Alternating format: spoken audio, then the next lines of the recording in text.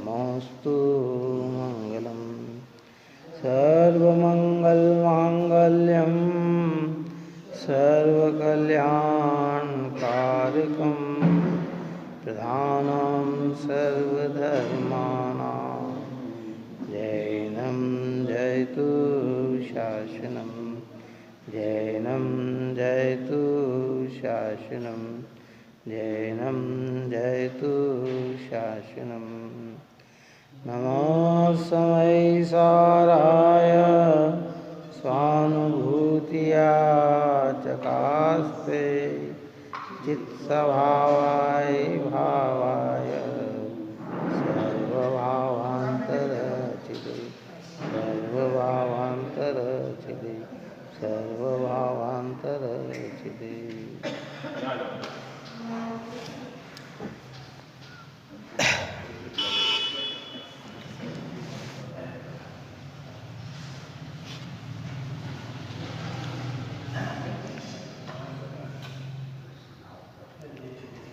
गाथा 154 नंबर की पूर्ण हुई।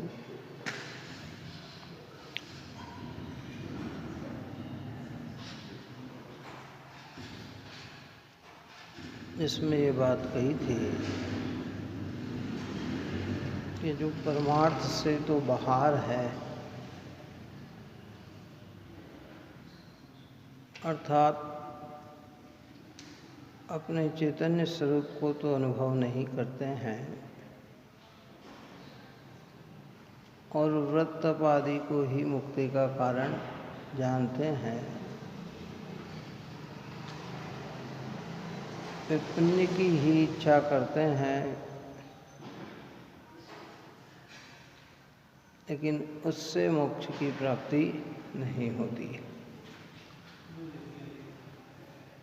मोक्ष की प्राप्ति ज्ञान से ही होती है। इसकी विशेषताएं कल अपन ने कही थी। अब यहाँ ये कहते हैं जीव को मोक्ष का परमार्थ वास्तविक कारण बतलाते हैं कि मोक्ष का वास्तविक कारण क्या है। और में ये कहा कि ज्ञान ही मुक्ति का कारण है। अभेदता की दृष्टि से देखा जाए तो इस ज्ञान में सारी चीज समाई हुई है, लेकिन फिर भी जीव को और सरल करते हुए यहाँ आचार्य भगवान वास्तविक मुक्ति का कारण बतलाते हैं। गाथा 155। जीव आदि का श्रद्धा न सम्मकित ज्ञान उसका ज्ञान है। राग आदि वर्जन चरित्र है, अरुवही मुक्ति पंथ है। यही मुक्ति पंथ है। वास्तविक मोक्ष का मार्ग सम्यक दर्शन, सम्यक ज्ञान और सम्यक चारित्र है। राग मुक्ति का कारण नहीं है, अज्ञान मुक्ति का कारण नहीं है। सम्यक दर्शन, सम्यक ज्ञान और सम्यक चारित्र यही वास्तविक में मुक्ति का कारण है। जो अभेद रूप से कहा जाए तो एक ज्ञान में ये सब ज्ञान यानी आत्मा, आत्मा में ये सब क्या होता है, समाविष्ट है। सात्विक गाथा में तो कहा ना, भेद तो है कि चरित्र दर्शन ज्ञान भी व्यवहार कहते ज्ञानियों के। चरित्र नहीं, दर्शन नहीं, नहीं ज्ञान ज्ञायक शुद्ध है।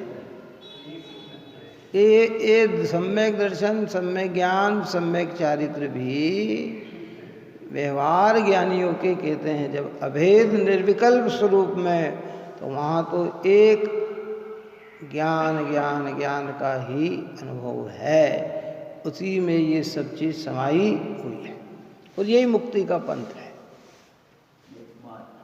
राग मुक्ति का पंथ नहीं। राग को तो आचार्य भगवान ने जग पंथ कहा, संसार पंथ कहा। क्या आत्मानुभव में लीन रहने की प्रतिज्ञा करने वाले, दीक्षा लेते हुए सामायिक की प्रतिज्ञा लेने वाले भी जीव अपने पुरुषार्थ की कमजोरी से या पुरुषार्थ की विपरीतता से, ऊपर में शब्द का प्रयोग किया था, नपुंसकता के कारण मूलभूत वस्तु को प्राप्त नहीं करके व्रताधिक में ही मुक्ति का कारण ढूंढते हैं। यहाँ कहते हैं कि नहीं, मुक्ति का कारण राग नहीं है, मुक्ति का कारण तो ज्ञान है। ज्ञान कहो, सम्यक दर्शन ज्ञान चारित्र कहो, वीतराग भाव कहो, ये सब एक ही बात है।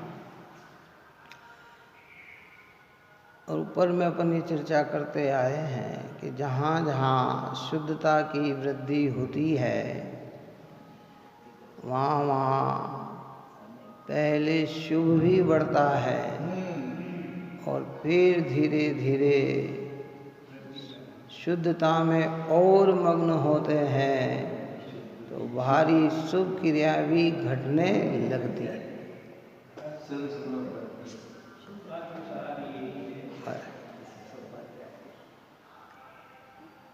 उसकी प्रसंगता बनती है। आम अगर वृक्ष पे उगा है,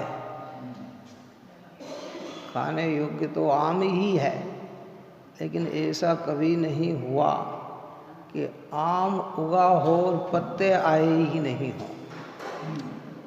क्या बात समझ में आई?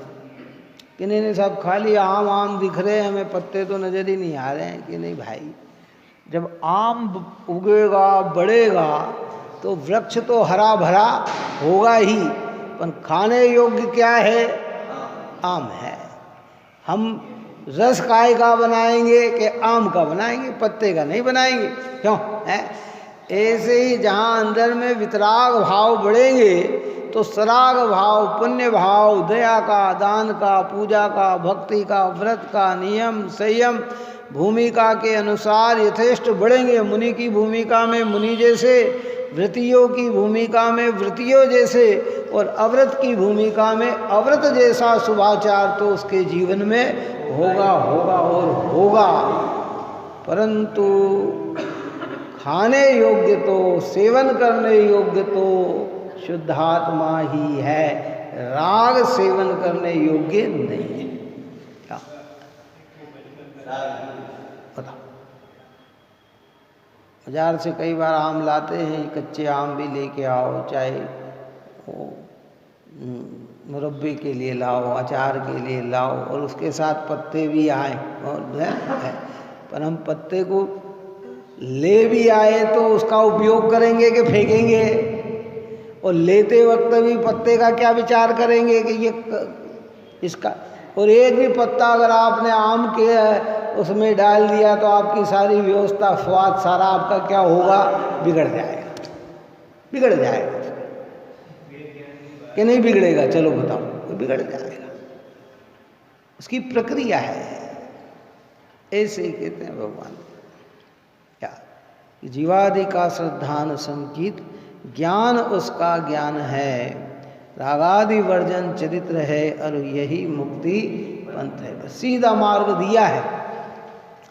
और तत्वार्थ सूत्र में आचार्य उमा स्वामी भगवंत ने तो पहले ही सूत्र ये लिखा, सम्यक दर्शन ज्ञान चारित्राणी मोक्ष मार्ग है। अब उसमें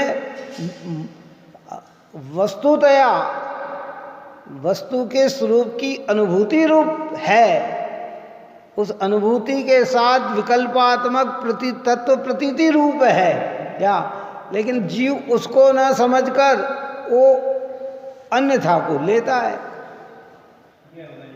देखो क्या कहते हैं, जीवादिक पदार्थ का श्रद्धान सम्यक्त है, उन जीवादिक पदार्थ का अधिगम ज्ञान है, और रागादिक त्याग चारित्र है, यही मोक्ष का मार्ग है। रागादिक का त्याग,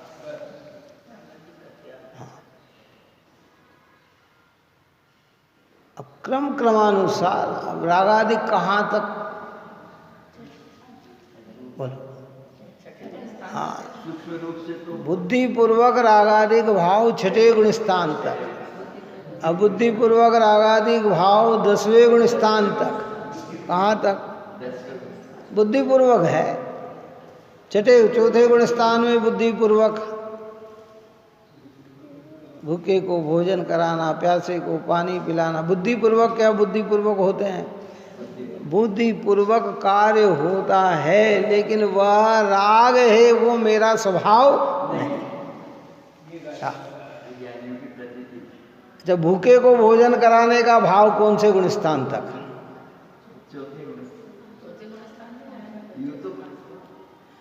भूखे को भोजन कराने का भाव मतलब भाव के साथ उस क्रियात्मक रूप प्रवर्तना, वो कौन से गुण स्थान तक? भाई भाव भी आए, कोई भूखा है तो भोजन करे, भाव तो सब में आ सकते हैं, लेकिन वो क्रिया में कहाँ तक आ सकता है? कि पंचम गुण स्थान तक आ सकता है। कहाँ तक आ सकता है? अब मुनिराज तो किसी को भोजन कराने जाएंगे नहीं, क्यों? मुनिराज का तो शास्त्रों में वर्णन है कि अगर कोई भूखा व्यक्ति उनके सामने है तो उसे वो धर्म का संबोधन देंगे।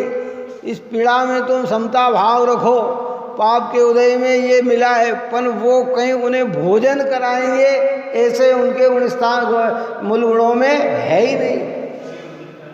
पानी पिलाने का भाव कहाँ तक आएगा? ये पंचम गुण स्थान तक आएगा, और पंचम गुण स्थान की भी मर्यादा में। सारे जगत के जीव कोई भूखा ना रहे, कोई प्यासा ना रहे, ऐसा भाव आ सकता है। दिगंबर मुद्रा में भी ऐसा भाव आ सकता है ना समझ में? लेकिन क्रियात्मक रूप तो वे परिणमित नहीं हो सकते ना, ये हो सकते हैं बताओ। और जहाँ होते हैं वो उसी भूमिका के अंतर्गत होते हैं।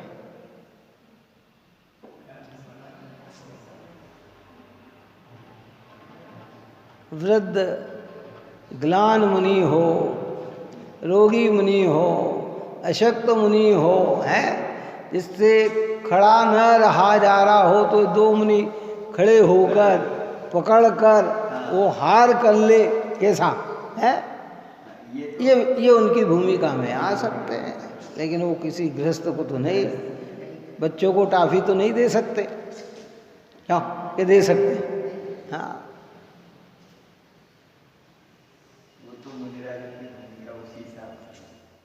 शुभ भाव भूमिका, वो भाव भी निकल जाता है।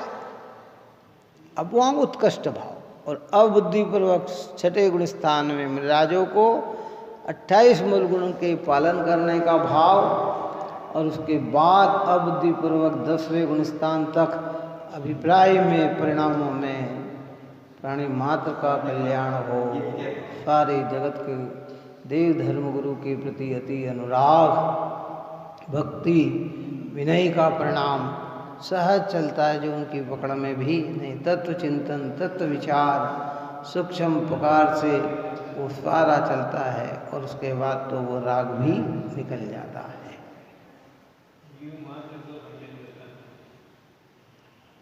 सम्यक दर्शन अर्थात ऊपर की गाथाओं में अपन पूरा इसका स्पष्टीकरण भेद करके तो जिनकी समझ में न आए ना उनको समझाते हैं। इसलिए ऊपर 142-143 गाथा को निज आत्म की अनुभूति पूर्वक प्रतीति का नाम ही सम्यक दर्शन है। सम्यक दर्शन क्या है कि ये है भेद करे, और भूतार्थ से जाने हुए नव तत्व सम्यक दर्शन कहे जाते हैं। भूतार्थ का अर्थ क्या? परमार्थ। परमार्थ यानी परम पदार्थ में स्थित होना, ज्ञान में स्थित होकर ये 7 तत्वों को, 9 पदार्थ को जो जानता है उन्हें सम्यक कहा जाता है। ज्ञान को लक्ष्य में रखकर जीवादिक पदार्थों को श्रद्धान किया जाए तो उसे सम्यक दर्शन कहा जाए, और उसको वैसा ही जानना सम्यक ज्ञान, और रागादिक भाव का परित्याग करना उसका नाम सम्यक चारित्र।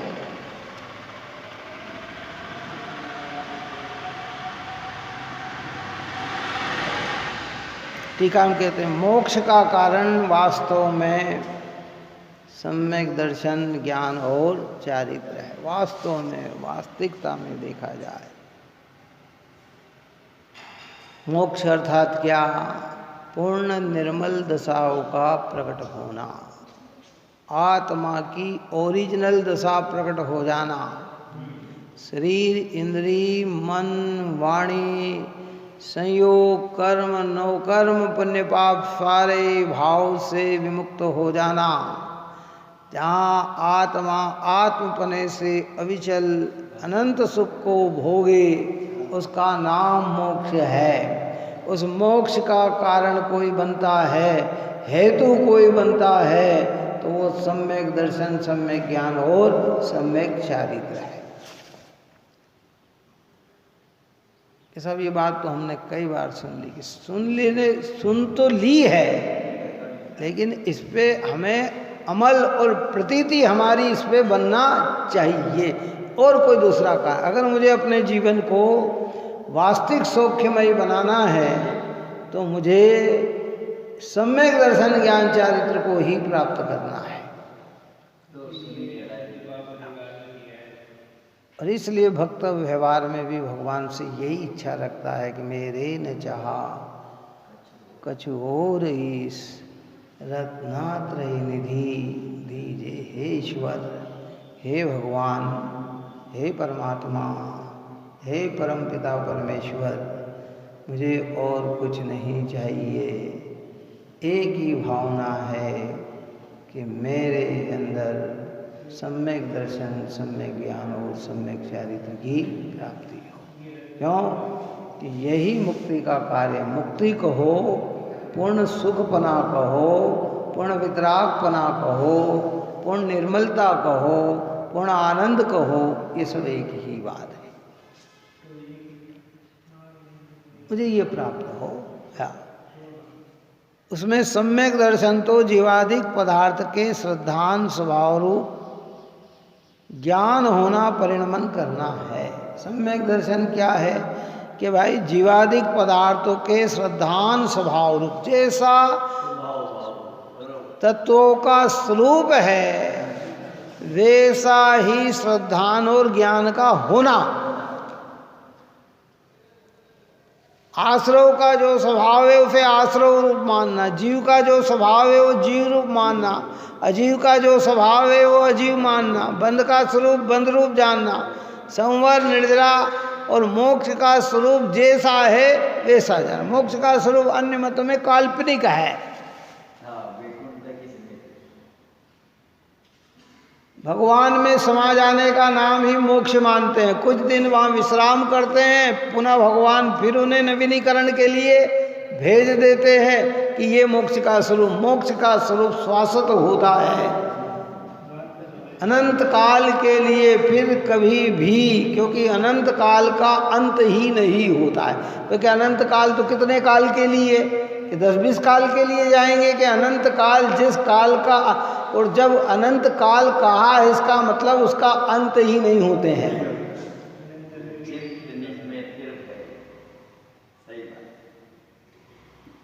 कभी होता नहीं।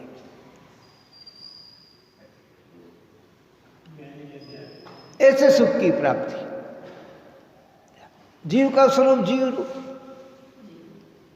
अजीव का स्वरूप अजीव रूप। अजीव के भेद समझे हमने, पुद्गल, धर्म, धर्म, आकाश और काल। जीव का स्वरूप समझा जीव एक। वो एक जीव कैसा है कि चैतन्य ज्ञानमय है, जीवत्व शक्ति का धारी है, चिति शक्ति का धारी है, दृष्टि ज्ञान शक्ति का धारी है, सुखविद शक्ति का धारी है, प्रभुत्व विभुत्व शक्ति का धारी है। ये जीव है, ये जीव है। उसका उस रूप श्रद्धान करना।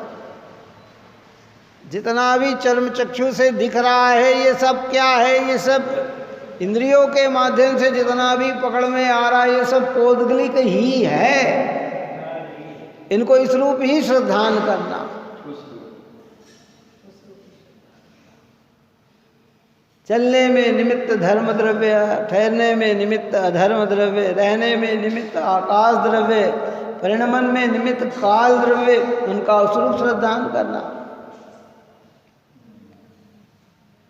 पुण्य पाप के भाव, शुभ शुभ के भाव, अच्छे बुरे भाव, मंत्रव्रता के भाव, ये सारे प्रणाम आश्रव भाव हैं।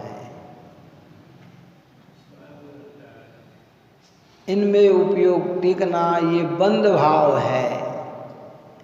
स्वभाव का अवलंबन लेकर पुण्य पाप का रुक जाना, इन पुण्य पाप को अपना नहीं मानना, पुण्य पाप को मुक्ति का कारण नहीं जानना, पुण्य पाप को संवर निर्जरामय नहीं जानना, ये ही ऐसा श्रद्धान ही संवर तत्व की शुरुआत है।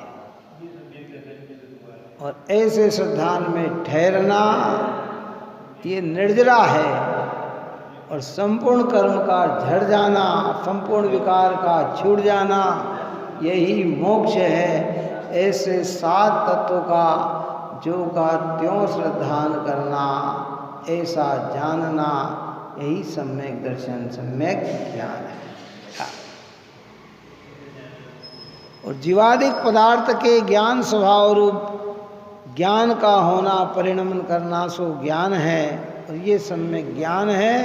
और रागादि के त्याग स्वभाव रूप ज्ञान का होना, परिणमन करना, सो चारित्र। देखो कितना टीका में कितनी बड़ी बात कही है। क्या कहा, ध्यान से सुने हैं। इसलिए तो कहा है कि आचार्य जो कहना चाहते हैं वहाँ तक हमारी दृष्टि जाना चाहिए। क्या कहा कि जीवादिक पदार्थ का ज्ञान स्वभाव रूप ज्ञान का होना और परिणमना, ऐसे श्रद्धान रूप श्रद्धान करना और जानना, ऐसे ज्ञान रूप जानना और परिणमन करना, अजीव को अजीव रूप ही जानना और ऐसा ही मानना। समझ में आ रहे है? जीव को जीव रूप ही जानना और ऐसा ही श्रद्धना। हम जानते तो हैं कि ये अजीव है, लेकिन श्रद्धान हमारा अजीव बना नहीं है। उसके श्रद्धान में नहीं, श्रद्धान में तो हम यही हम कहते ये पर में सुख नहीं है, ऐसा जानते हैं, लेकिन श्रद्धान हमारा सुख रूप ही और आचरण हमारा सुख रूप में ही परिणमित हो रहा है। ऐसा तीसरे में कहते हैं, देखो क्या कहते हैं, रागादि के त्याग स्वभाव रूप ज्ञान का होना। पहले तो ये ज्ञान का होना कि ये रागादिक त्यागने योग्य है, और फिर परिणमन करना, उस रूप परिणमन करना, अर्थात उसका नाम चारित्र। इसलिए भूमिका के अनुसार जब जीव को अंतर्मुख दृष्टि होकर सम्यक दर्शन की प्राप्ति होती है, संपूर्ण रागादिक का भाव नहीं होता है, लेकिन संपूर्ण रागादिक त्यागने योग्य है, ऐसा श्रद्धान होता है, और मिथ्यात्व अनंतानुबंधी संबंधी राग निकल जाता है, उतना परिणमन होता है, तो उतना सम्यक चारित्र हो जाता है अंश। और फिर धीरे बढ़ता है तो 2 कषाय के अभाव रूप में चारित्र होता है, और पुरुषार्थ करता है 3 कषाय के अभाव रूप में मुनि दशा होकर उतना चारित्र प्रकट होता है, और फिर उसमें अंतर्मुख होकर और ठहरते हैं तो स्वंजलन कषाय का भी अभाव करते हुए यथाख्यात चारित्र को प्राप्त होते हैं, जिसमें अपने अपने पुरुषार्थ के अनुसार टाइम भी लग सकता है, और उग्र पुरुषार्थी हो तो 1 मुहूर्त में भी हो सकता है। स्वंजलन कषाय के अभाव होने में 1 मुहूर्त भी लग सकता है, और हजारों लाखों साल भी लग सकते हैं। कितनी बार समझाया स्वयं तीर्थंकर भगवान आदिनाथ को संजलन कषाय का भाव करने में 1000 वर्ष लगे।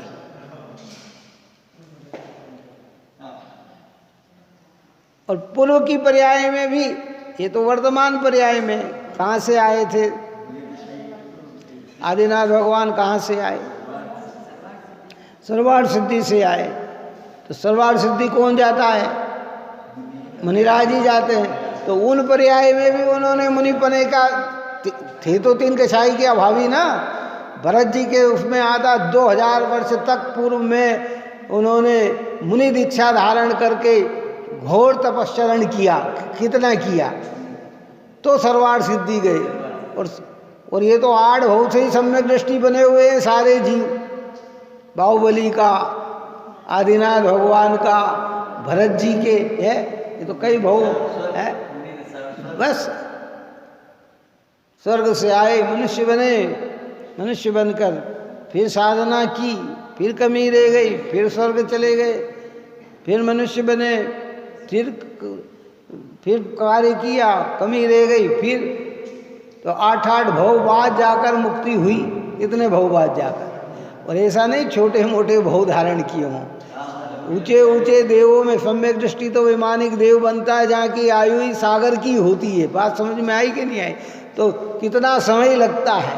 और फिर मनुष्य जीवन में भी वहाँ से चय आए तो अल्प आयु वाले मनुष्य नहीं होते हैं, ऊंची ऊंची आयु के मनुष्य होते हैं।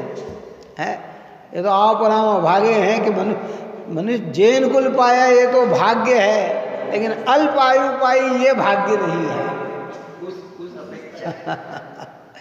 क्या व्यवहार में कह रहे साहब लंबी उम्र में ले ली, कितने साल के? 90। अरे साहब बहुत अच्छा समय ले लिया। अरे भाई कई 1-1, 2-2 पूर्वांग के तो बाल अवस्था निकल जाती थी।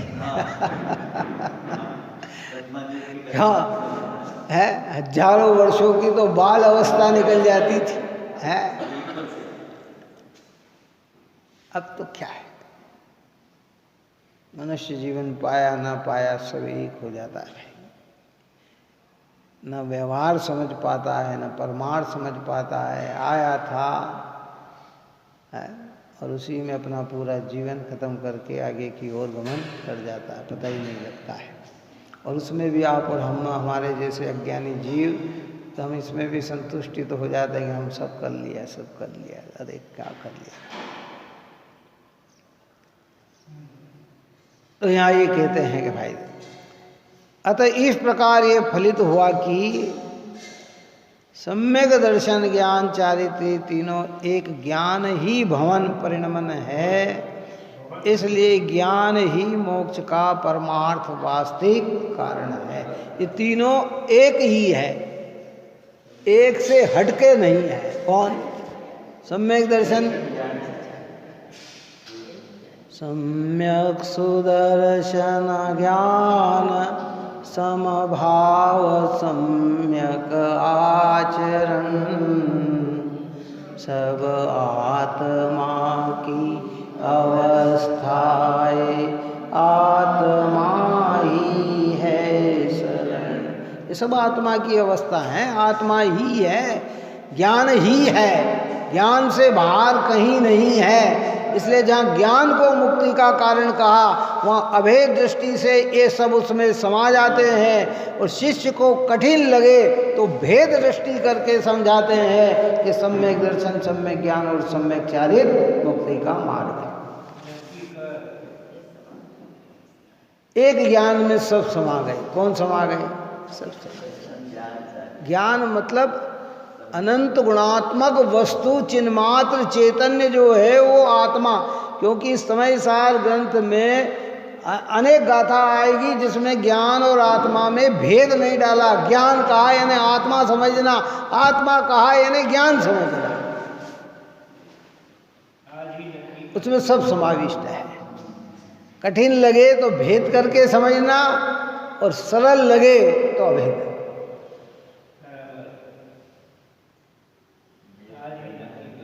समझ में आई नहीं बात? कि वो उससे हटकर नहीं है, वो उसी में है।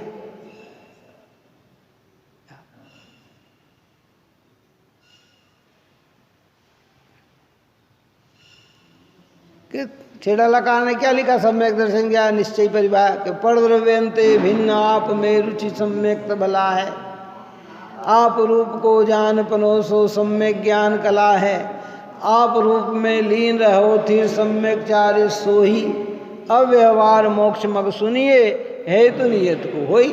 अव्यवहार मोक्ष मार्ग व्यवहार में भेद करके उसको कहते हैं। तो कहा कि जीव जी तत्वर आश्रव बंदरु सोमवर जाना निर्जर मोक्ष कहे जिनको जो का त्यो सरदाना। के सात तत्व जिनेन्द्र भगवान ने कहे जैसे कहे हैं वैसा का वैसा ही श्रद्धान करना, वैसा ही जानना और वैसा ही परिणमन करना। और उसमें फिर सारी चर्चा की दे, सात तत्व की पूरी एक एक चर्चा करते आए और पूरी डिटेलता उसमें समझाई।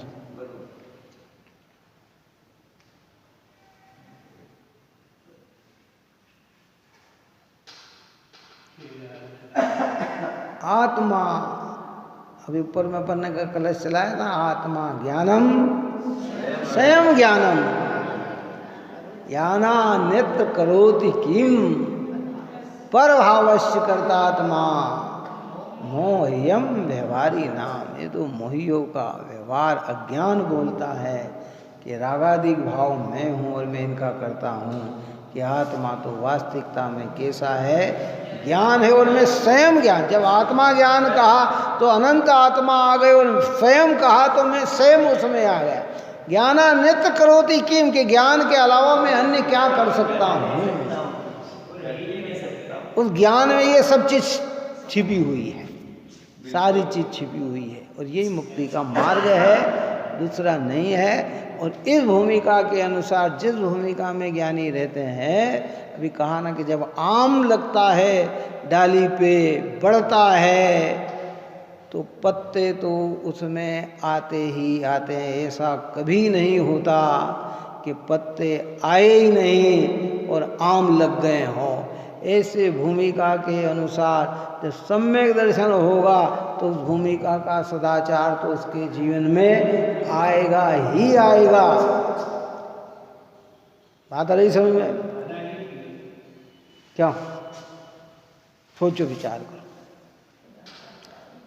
नहीं साहब हमें सम्यक दर्शन तो आ गया पर रात्रि भोजन हमारा चल रहा है। आ सकता है सम्यक दर्शन? क्यों है कि हम बुद्धिपूर्वक जीवों का घात कर रहे हैं और हम कहें कि हमें सम्यक दर्शन आ गया। आ सकता है सम्यक दर्शन, 3 काल में नहीं आएगा। उसका व्यवहार जितना है उतना है। नहीं आ रहा है तो धीरे धीरे प्रयत्न करेगा तो समझेगा यही कि नहीं अभी मुझे तो प्राप्त होगा तभी कि जब इतना विकल्प बुद्धिपूर्वक टूटेगा। सदाचार का परिणाम आएगा। कदाचार, दुराचार, खोटाचार, अन्यायचार, अतीत, ये सब परिणाम निकलेंगे तो जाकर ये प्रक्रिया बनेगी। अरे आई समझ? अच्छा ये तो ये स्थूल आचरण है। हाँ जो लेकिन तो हाँ अब दूसरा परिणाम, एक क्रियाएं निकल गई परंतु उसका भीतर से भाव भी निकल जाएगा तो सम्यक दर्शन आएगा। सही बात ही समझ में नहीं आई। क्या निकल जाएगा? क्रिया निकल गई कि नहीं खा रहे हैं लेकिन भाव बने हुए हैं। दूसरा खा रहा है और हमें भी अच्छा लग रहा है, भला लग रहा है, या खाने के भाव आ रहे हैं तो अभी भी कचास है, उस भाव का भी निवारण हो रहा है। ऐसे सब में घटित करना, उस प्रक्रिया को समझना भाई। हाँ इसलिए तो वह जिनागम बहुत गजब का है और अपनी जानकारी देता है। नहीं है तो उसको प्रयत्न करके स्थापित करें। कार्य सब अपने समय पर और तत्समय पर और अपनी योग्यता से होते हैं। ये जिनेन्द्र भगवान ने कहा है। हमें पता नहीं हमारी योग्यता क्या है, लेकिन हमें बुद्धिपूर्वक वो कार्य करने का प्रयत्न करना चाहिए। ये तो हम कहेंगे जब समय आएगा तब हो जाएगा सब। आप ही ने तो कहा कि एक एक द्रव्य स्वतंत्र है, किसी के करने से कुछ होता नहीं, जो चीज़ जब छूटना है तब छूटेगी, जो चीज़ जब जाना है तब जाएगी। कि भाई ऐसा नहीं है, हो जाए। तुमने रात्रि भोजन त्यागा है तो अपने समय पर ही छूटा है, हम तुम्हारे करने से नहीं छूटा है। पर तुम्हें अभी पता नहीं कि हमारी योग्यता क्या है, इसलिए बुद्धिपूर्वक उस परिणाम का सर्जन करो, बुद्धिपूर्वक उस परिणाम का सर्जन करो, और नहीं तो अपनी कचास को समझो भैया ये अभी मार्ग और आगे बढ़ना, और आगे इसे सब में घटित करना है, एक में नहीं घटित सब में करना है क्या। इसलिए भेद करके जीव को समझाया, अभेद में तो यहाँ आ जाए। इसलिए ज्ञान ही मोक्ष का परमार्थ वास्तविक कारण। सम्यक दर्शन, सम्यक ज्ञान, सम्यक चारित्र तीनों ही आत्ममय होने से यही मुक्ति का। ऊपर में अपन ने कहा था 16-17 गाथा में अपन ने ये बात कही थी, साध्य साधक भाव की बात कही थी। सम्यक दर्शन ज्ञान चारित्र साधन है, और मोक्ष क्या है, साध्य है। साधन से साध्य की सिद्धि होती है, राग कहीं साधन नहीं और मोक्ष कहीं साध्य नहीं। कारण विधानु कार्याणी, बस सीधी सी चर्चा। निमित्त रूप में बताएंगे नहीं। अच्छा, वो जो आम आया है ना, उसके ऊपर, डाल के ऊपर, वृक्ष के ऊपर, फल के ऊपर, तो उसका बीज क्या था? आम था कि कोई दूसरा था? बोलो। वो आया, उसका बीज, मूलक बीज क्या था? वो गोई गुटली थी ना। अगर वो ना डलती तो क्या आ जाता? ऐसे कहते हैं कि भैया अगर सब में आत्म अनुभूति न हो तो बाह्य वृत्तियां भी मुक्ति का कारण देती। जो मोक्ष मिला है वह तो आत्म अनुभूति, प्रतीति, स्थिरता से ही मिला है। और जितने भी अरिहंत हुए हैं, जितने भी सिद्ध भगवान हुए हैं, अनंत सौख्य रूप विराजमान अनंत सिद्ध भगवान, और पूरे विश्व में आज भी साक्षात विराजमान विष तीर्थंकर और सामान्य केवली जितने भी हैं, वो सब रत्नत्रय का ही फल है, सम्यक दर्शन का ही, ज्ञान का ही, चारित्र का ही फल। तो शुभ राग को मुक्ति का कारण नहीं कहा, तो अशुभ राग तो मुक्ति का कारण होता ही नहीं है। क्यों है? जब शुभ राग के, शुभ भाव के फल में सुख नहीं कहा, तो अशुभ भाव के फल में सुख हो, ये कैसे हो सकता है? इसलिए जब संसार का चित्रण करते हैं ना आचार्य, ऐसी वैराग्य भावना हमारे आँखों में देते, हमारे सामने देते हैं कि कह नहीं सकते हैं। प्रैक्टिकल में भी जिस भाव से दुख पैदा हो, उसका फल सुख रूप कैसे आ सकता है? अब अपनी कल्पना मान लेते। अच्छा, धन कमाने में क्या होता है? चलो बताओ, कष्ट सहन करना पड़ता है कि कष्ट नहीं सहन करना पड़ता है? तो जब जिसको प्राप्त करने में कष्ट हो तो उसका फल सुख रूप कैसे हो सकता है? बात समझ में आई कि नहीं? परिवार सर्जन करने में कष्ट होता है कि आनंद होता है? कि कष्ट होता है। तो जिसमें कष्ट हो उसका फल आनंद रूप कैसे हो? अब हमने अपनी कल्पना में उसमें सुख मान लिया, वो हमारी भूल है, लेकिन ओरिजिनलता क्या है? बहरेल जी ने लिखा ना अपने मोक्ष के छंद में कि भोगों को अमृत फल जाना, विषयों में निज दिन मस्त रहा, उनके संग्रह में हे प्रभुवर में व्यस्त त्रस्त अभ्यस्त। त्रस्त यानी दुखी है। शुद्धात्म प्रभा जो अनुपम फल, मैं उसे खोजने आया हूँ, और ये सरस सुवासित जड़ फल मैं तुम्हें चढ़ाने आया। कारण दुख है तो सुख कैसे मिल सकता है? सम्यक दर्शन का फल कभी दुख रूप नहीं होता, सम्यक ज्ञान का फल कभी दुख रूप नहीं होता, सम्यक चारित्र का फल कभी दुख रूप नहीं होता, राग का फल कभी सुख रूप नहीं होता। यहाँ ओरिजिनल सुख की बात चल रही है। हाँ, सांसारिक सुख की जब हम बात करेंगे, वैसे अज्ञानियों के मन को प्रसन्न करने के लिए संसार में सुख आचार्यों ने कहा, जिनने भी कहा, बात समझ में आ रही कि नहीं आ रही?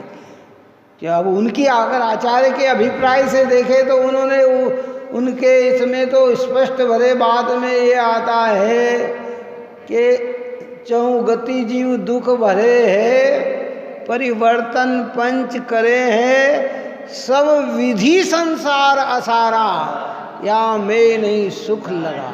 अब वो आंतरिक दृष्टि से जब ज्ञान, सम्यक ज्ञान की दृष्टि से करे तो क्या कह रहे हैं? सब विधि संसार असारा। अब संसार क्या है? सब विधि का, नरक ही संसार है।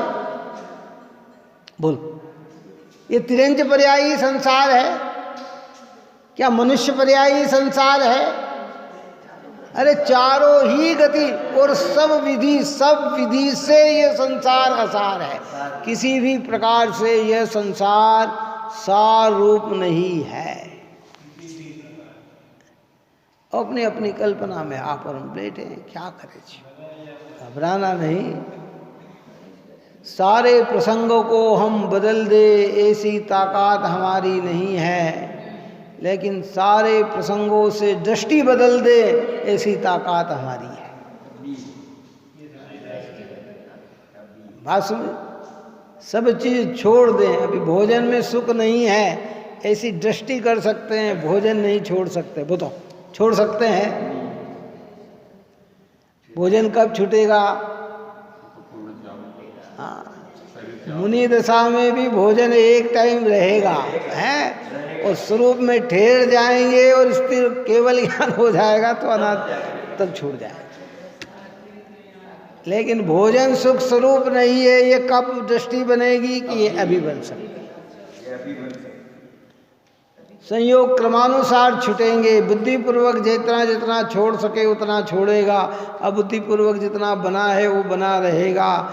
लेकिन फिर भी ये सब मैं नहीं, मेरे नहीं, इनमें सुख नहीं, ऐसी दृष्टि तो कब कर सकता है? अभी कर सकता है। तो ये दृष्टि कब तैयार होगी? कि जब ये जीव 7 तत्वों के अनुसार श्रद्धान करे। तो वो 7 तत्व में भेदात्मक रूप और अभेदात्मक रूप दोनों बात कही। जीव का श्रद्धान करना, तो हमारे यहाँ क्या कहा कि जीव किसे कहते हैं? जो जानता देखता है, ज्ञान स्वभावी है। तो पहले तो अनंत जितने भी जीव राशि है सबको एक ज्ञान स्वभावी स्वीकार किया, और ये ज्ञान स्वभाव में स्वयं हूं तो अपने को श्रद्धान किया। कितना किया? बात आ रही? समझ में नहीं आ रही? जो भी अपन ने कहा कि आत्मा ज्ञानम, या आत्मा ज्ञानम के अगर क्या कह दिया? सारे विश्व में जितनी भी आत्मा है उन सब का एक ही स्वभाव है, ज्ञानमय है। अब सारी आत्मा को हमने कह दिया, अपने को भूल रहे हैं, तो आचार्य ने कहा स्वयं ज्ञानम, कि मैं स्वयं भी ज्ञानमय हूं। मैं कैसा हूं? कि मैं स्वयं भी ज्ञानमय हूं। तो क्या करता हूं कि ज्ञाना अन्यत करोति किम, कि ज्ञान के अलावा अतिरिक्त, क्योंकि जो जिसका स्वभाव है उससे ज्यादा कहां जा सकता है भाई? अज्ञानियों की दृष्टि में सब दिखते हैं, ज्ञानियों की दृष्टि में तो ज्ञानी कहते हैं कि परभावश्य कर्ता आत्मा मोहयम, ये परभावों का कर्ता जो ये बनता है ये तो अनादि का इसका मोह बोल रहा है। रागादिक भाव का कर्ता, शरीर इंद्री का कर्ता, मनवाणी का कर्ता, संयोग का कर्ता, परद्रव्य का कर्ता, ये जितना भी है ये तो इसका अज्ञान बोल रहा है, मोह बोल रहा है। अरे बात समझने, घबराना नहीं भाई। विषय तो यही है सरल चित होकर सरल भाव से आत्मानुभव करने का प्रयत्न करें, क्योंकि उस दिन अपन ने दृष्टांत दिया था कि जो तीव्र भाव में बहते हैं, नदी के अंदर तीव्र भाव है तो जल्दी से बहते हुए खाई में घिर जाते हैं, और जो मंद भाव में बह रहे हैं, कौन मंद भाव में, और मंद भाव में निकलने का अवसर मिलता है पर उनको वो बहना ही अच्छा लगता है, तो अंतर इतना है कि वो जल्दी से खाई में गिर गया और ये धीरे धीरे खाई में गिरेगा, लेकिन गिरेंगे दोनों खाई में। एक पापाचार करके, खोटाचार करके, दुराचार करके नरक निगोद का पात्र हो जाता है, वो क्या होता है कि वो जल्दी से चला जाता है। और हम आत्मा को न समझे और पुण्य भाव में भी बहें और इसमें अच्छा माने, तो आज नहीं, 1 भव नहीं, 2 भव नहीं, 10 भव नहीं, 20 भव नहीं, 50 भव नहीं, 1000 भव नहीं, लाख भव नहीं, पर इसके आखिरी में क्या है बताओ।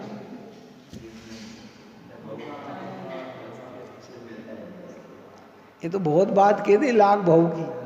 5 बार मनुष्य से सलंग और 5 भाव देव, इसके बाद तो जीव मिथ्या तो इतना पोषण कर लेगा कि ऑटोमेटिक पापाचार में लगकर ये दुर्गति का हाँ, और कोई बिरला जीव उसमें पुरुषार्थ करके आगे निकल जाए तो ये इसका सुहागा है, सोने में सुहागा है। तो मुक्ति का वास्तविक कारण क्या? सम्यक दर्शन, सम्यक ज्ञान और सम्यक चारित्र ही है। और इसके अपोजिट जितने भी भाव हैं, ये सारे भाव संसार के हेतु है, जिसको हमारे यहाँ चेडालाकार ने कहा कि ऐसे मिथ्याद्रग ज्ञान चरणवश जीव भ्रमत भरत दुख जन्म मरण, ताते इनको तजिए सुजान, सुन तिन संक्षेप कहूँ बखान। ऐसे मिथ्या दर्शन, मिथ्या ज्ञान और मिथ्या चारित्र ही इस जीव को संसार में परिभ्रमण कराते हैं।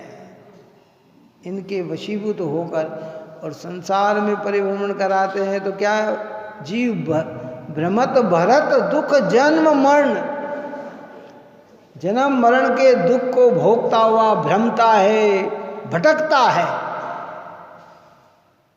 अंतिम बात की कि पूर्ण जो हमने सहज सुख साधन में कहा कि संसार में दृढ़ता नहीं, संसार में ध्रुवता नहीं, संसार में निराकुलता नहीं, संसार दुखों का समुद्र है। संसार में रहेंगे तो जन्म मरण का रूप तो बना है। देखो मरण तो हमारा जब आएगा तब आएगा, लेकिन आप और हम ध्यान से सुन लें कि मृत्यु का भय किस क्षण हमें नहीं सताता। मृत्यु तो जब आएगी तब आएगी। कब आएगी? अगर 80 साल में आना है तो 80 में आएगी, और 62 में आना है तो 62 आएगी, 60 में आना 60, और उसके कम में आना है तो कम में आएगी। लेकिन मृत्यु का भय प्रतिपल ही सताता है, और मृत्यु किसे नहीं देखती है ना। छोटे छोटे बच्चे गाड़ी में अगर कल घटना घट गई ना, देखो क्या है। कहाँ माता पिता ने सोचा बच्चे कहाँ भविष्य बनाने के लिए कहाँ जा रहे हैं, स्कूल जा रहे हैं, लेकिन उनके भविष्य के से हाथ में अनंत पीड़ा है, दुख में इस संसार में भाई। किसने सोचा कि बच्चे को, आप और हम भी अब क्या सोच रहे हैं, जाओ स्कूल जाओ बेटे, लौट के आए, क्या ये सब घटना ऐसी है। छोटे छोटे बच्चे जिन्होंने स्वप्न में, उनने भी कल्पना नहीं की थी कि एक शाम तक हम रहें। देखो बड़े को तो और मृत्यु, बुढ़ापे में तो और मृत्यु दिखती है कि क्या मालूम कब एंड हो जाए। अब बच्चे को क्या लगे कि मैं आने वाला समय में मैं रह पाऊंगा कि नहीं रहूं, बोलो क्या रहे। रोग हो शरीर में तो हम और सोचे कि भैया अब तो समय हमारा ख़त्म होने आ गया, क्या मालूम कब चले जाए। लेकिन जो बालक अवस्था में थे उन्हें भी क्या पता कि कौन सी जरा सी नादानी, जरा सी चूक, और कर्म सिद्धांत से देखे भगवान तो हमें निर्भर कर देते हैं कि भाई, इसलिए तो कहा है कि जहाँ आयु पूर्ण होती है वहाँ न बालकपना देखता है, न युवापना देखता है, न धनवान देखता है, न गरीब देखता है, न सुंदर देखता है, न सुंदर देखता है, न ज्ञानियों को देखता है, न अज्ञानियों को देखता है। जहाँ आयु की पूर्णता हुई कि इस जीव का देह छूटेगा, छूटेगा और छूटेगा। इसलिए इन सारे प्रसंगों को गहराई से समझते हुए ज्ञान ही को मुक्ति का कारण जानते। देखो, ज्ञान का मतलब ज्ञान की ही रुचिवंतता, ज्ञान में ही संतुष्टता, ज्ञान में ही तृप्तता। ज्ञान यानी आत्मा, आत्मा का श्रद्धान, आत्मा का ज्ञान, आत्मा में ही ठहरना, यही मुक्ति का। अब आप और हमें जब भी मुक्ति का प्राप्त करने का भाव आए तो श्रद्धान ये करना कि ये मार्ग है, और इस मार्ग में जितना भी भाव आना है वो आएगा। आप रोकेंगे तो ना रुकेगा, बढ़ बढ़ के आएगा है, लेकिन कारण सही समझना, बस सीधी सी बात है। नहीं तो हमने उल्टा कारण मान लिया, कहीं ना कहा कि सब ये भाव मुक्ति का कारण है, तो जीव आत्मा का तो श्रद्धान करता नहीं, आत्मा को पहचान तो करता नहीं, उन भाव तक ही संतुष्टि तो हो जाता है। और वो भाव अनित्य है, वो भाव अध्रुव है, वो भाव निर्बद्ध भाव है, वो भाव असरण भाव है, वो भाव दुख रूप है, फल भी जिसका दुख है। अब उसी भाव में जीव संतुष्ट हो गया। क्या इस प्रकार की चर्चा की, भावार्थ की चर्चा और अपन आगे करेंगे। आप और हम सभी जीव निरंतर ऐसे जिनेंद्र भगवान, जनवाणी माता, निर्ग्रंथ गुरु की निकटता में रहकर उनकी आराधना करते हुए शुद्धात्म तत्व को प्राप्त करेंगे ही मंगल। सहिजानंदे शुद्ध स्वरूपी अविनाशी मोह आत्म स्वरूप, सहिजानंदे शुद्ध स्वरूपी अविनाशी मोह आत्म स्वरूप, सहिजानंदे शुद्ध स्वरूपी अविनाशी मोह आत्म स्वरूप,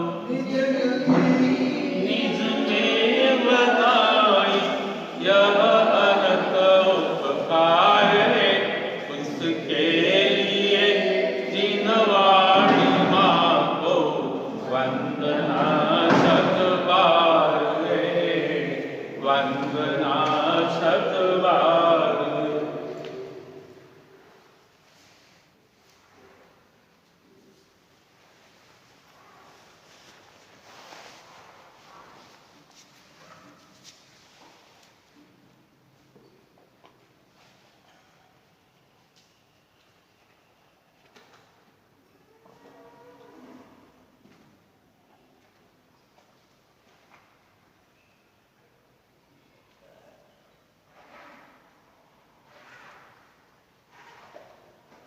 वाणी के ज्ञान से सूझे